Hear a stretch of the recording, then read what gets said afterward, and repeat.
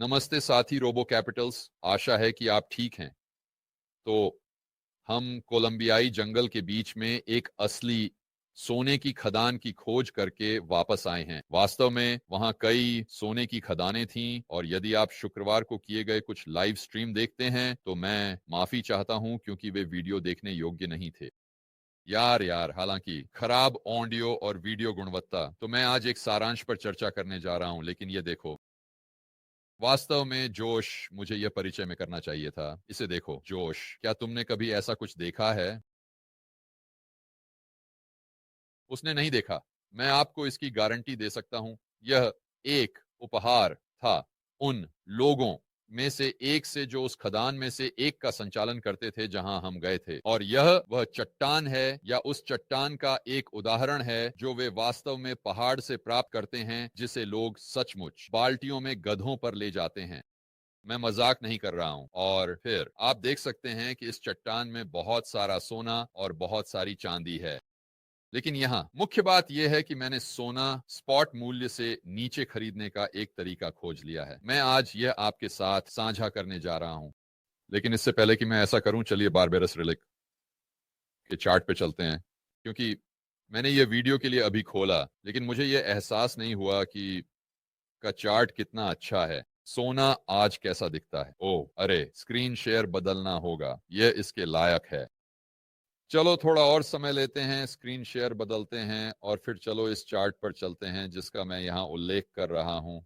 दोस्तों, मैं तकनीकी विश्लेषण में कोई विशेषज्ञ नहीं हूं, लेकिन बहुत समय पहले जब मैं कार्ड गिन रहा था, जब मैं ब्लैक जैक में आ रहा था, यह 2000 के शुरुआती दशक का समय होगा, मैंने ट्रेडिंग पर एक किताब भी पढ़ी। माफ कीजिए, कैंडलस्टिक का उपयोग करके तकनीकी विश्लेषण पर एक किताब जो मैं यहां देख रहा हूं। और मैं जानता हूं कि जब आपके पास इस प्रकार का पैटर्न होता है तो आप पूरी तरह से नीचे नीचे नीचे नीचे जाते हैं और यह समर्थन स्तरों को छूने लगता है, और फिर आपके पास इस प्रकार का कैंडलस्टिक होता है। मुझे याद नहीं है कि इसे क्या कहते हैं, क्रॉस या कुछ ऐसा। मुझे नहीं पता कि वॉल्यूम क्या है, लेकिन खासकर उच्च वॉल्यूम पर। और फिर आपको एक कैंडलस्टिक मिलता है जो उस हरे वाले की तरह दिखता है। ये एक अच्छा संकेत है। ये वास्तव में अच्छा है। अब मैं ये नहीं कह रहा कि आज सोना खरीदने जाएं, हालांकि मैं शायद ऐसा करने जा रहा हूं, पूरी पारदर्शिता में। मैं इसके बारे में नहीं सोच रहा था, लेकिन जब मैं इस चार्ट को देखता हूं, और जैसा कि आप लोग जानते हैं, मैं अपने पोर्टफोलियो के लिए सोना एक बीमा पॉलिसी के रूप में खरीदता हूं। मैं यह अपने सभी पोर्टफोलियो के साथ करता हूं। आप उन्हें रिबेल कैपिटलिस्ट प्रो पर देख सकते हैं। लेकिन आप जानते हैं, मैं सोने का व्यापार करने के लिए बहुत खुला हूं, अटकल के रूप में भी। और यह चार्ट पैटर्न के अनुसार एक बहुत अच्छी अटकल लगती है। इसीलिए मैं पहले और सबसे महत्वपूर्ण रूप से आप लोगों के साथ इसे साझा करना चाहता था। अब चलिए वापस चलते हैं कि वास्तव में भौतिक चीजें कैसे खरीदें। जैसे कि, ठीक है, ऐसा नहीं, एक असली सोने की बार, भौतिक चीजें जैसे कि ये कैसे खरीदें स्पॉट मूल्य से नीचे। तो मुझे यहां से धूल झाड़ने दें और चलिए स्क्रीन शेयर पर वापस चलते हैं।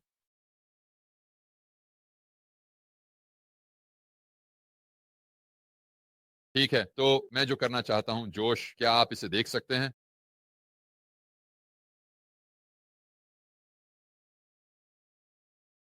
जोश हमें छोड़ रहा है।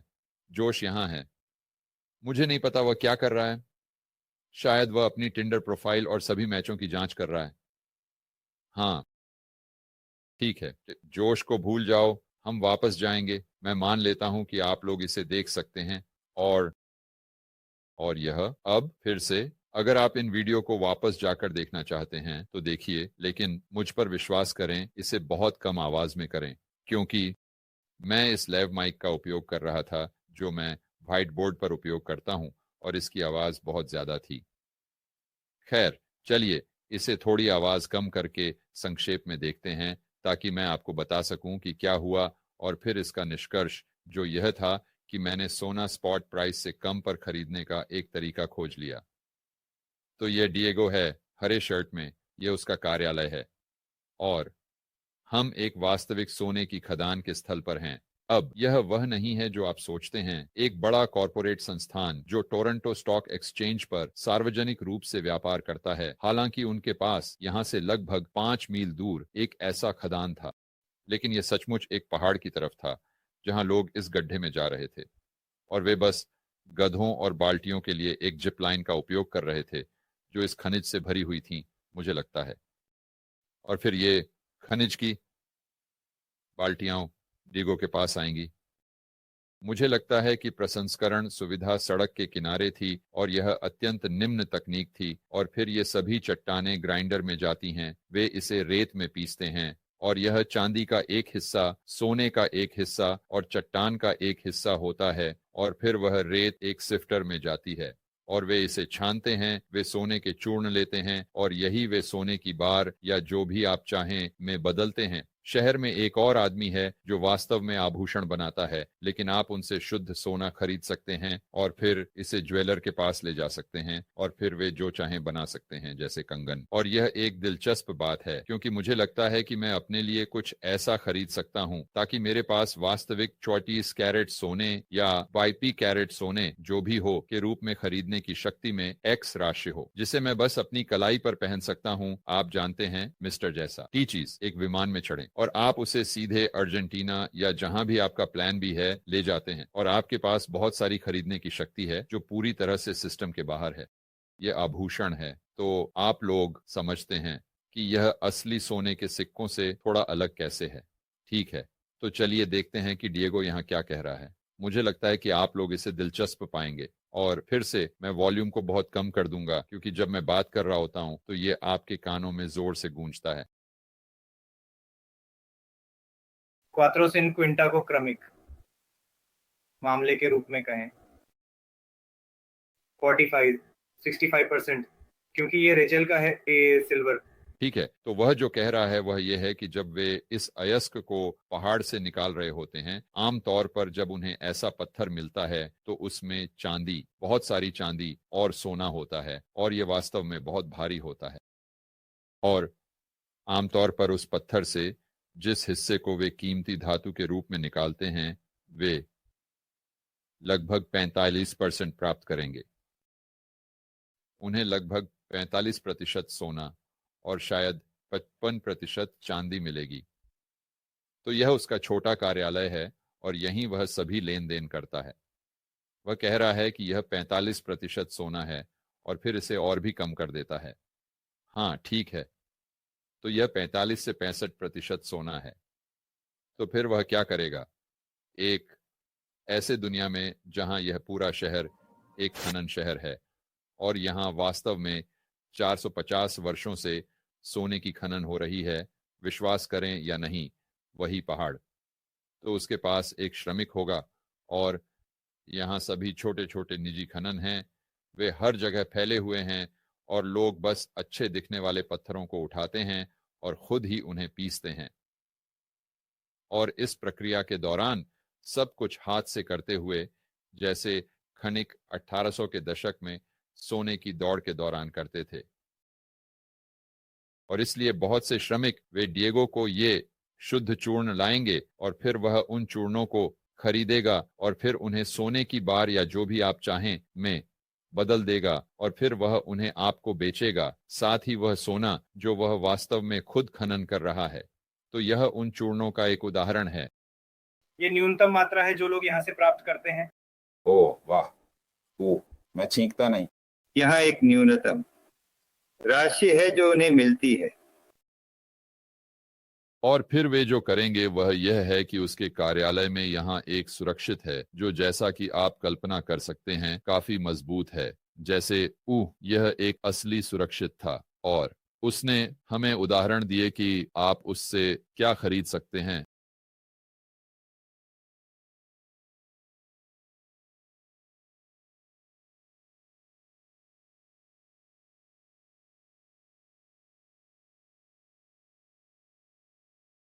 आप इस तरह से चोकिंग कर रहे हैं। ओह वाह, उसके पास कुछ बार भी है। यार अच्छा है।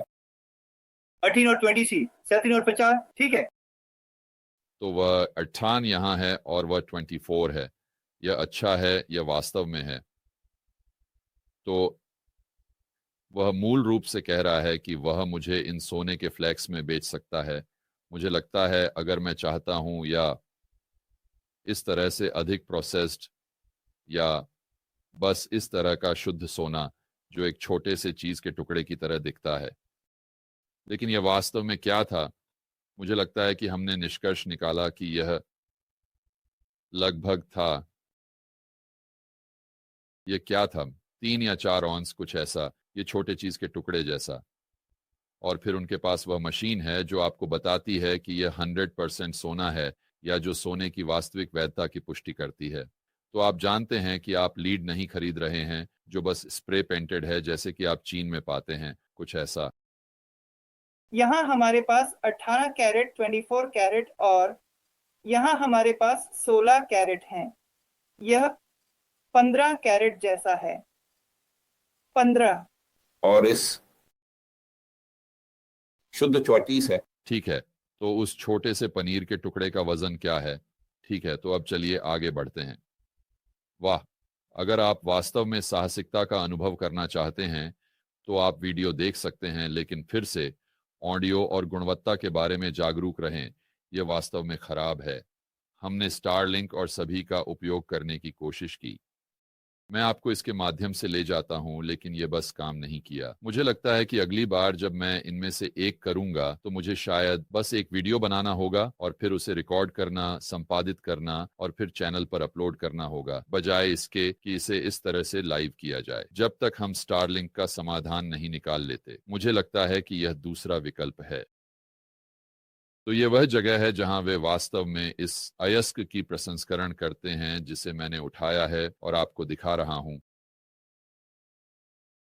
इन तारों को सिर से मारा, जो शायद, जैसा कि आप देख सकते हैं, यह यहाँ जंगल के बीच में ईपीए या ओशा या किसी भी चीज से निपट नहीं रहा था। ये बिल्कुल वैसा ही है जैसे वे 100 साल पहले कर रहे थे।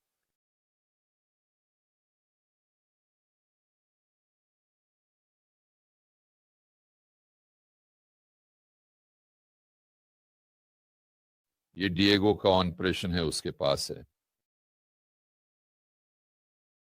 ये बड़े ग्राइंडर हैं जिनके बारे में वह बात कर रहा था। और इसलिए यह तब है जब वे आपको वह विशाल टुकड़ा दे रहे थे। आप पृष्ठभूमि में उन ग्राइंडरों की आवाज सुन सकते हैं। तो जो वे कर रहे हैं वह यह है कि श्रमिक सचमुच बस इस छोटे कंक्रीट के बिन में चट्टान का टुकड़ा डाल देते हैं और फिर यह छोटे छिद्र से निकलता है और ये एक ग्राइंडर में जाता है जो इसे इस रेत जैसी सामग्री में बदल देता है। और फिर वे रेत को लेते हैं और इसे एक दूसरे ग्राइंडर में डालते हैं जो इसे और भी बारीक पीसता है। और फिर यह इस ट्यूब के माध्यम से उन पानी के सिफ्टरों के पास जाता है और फिर यही चट्टान को सोने और चांदी से अलग करता है।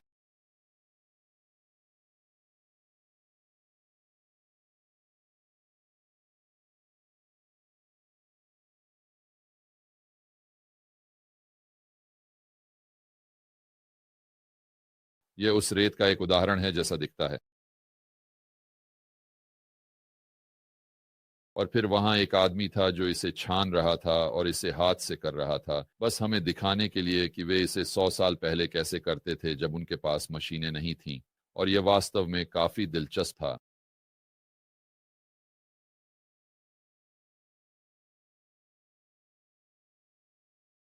और अगर आप उस पूरे प्रक्रिया को देखना चाहते हैं तो आप उन वीडियो को देख सकते हैं।